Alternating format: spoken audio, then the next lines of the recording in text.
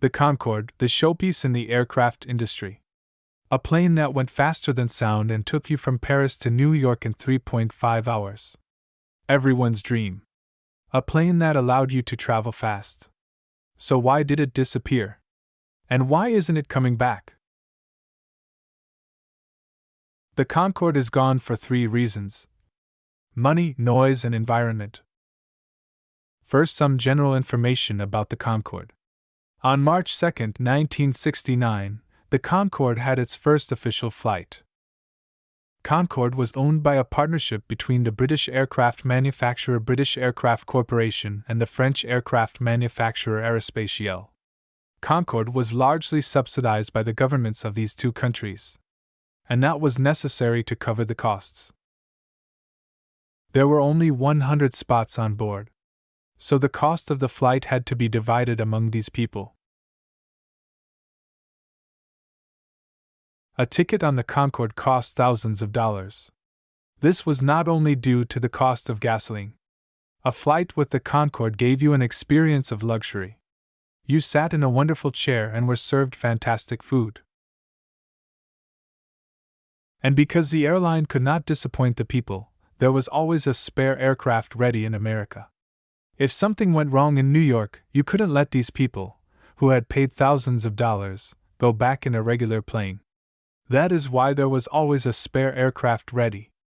This aircraft was not deployable at that time, so it did not earn any money. So you actually paid for 2 planes at the same time.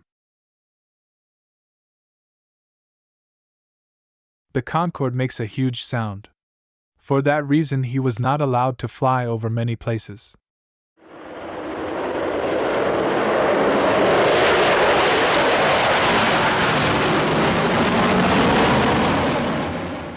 It had once been thought of using the plane to fly from East to West America, but the noise would cause the windows on the ground to blow out of the houses.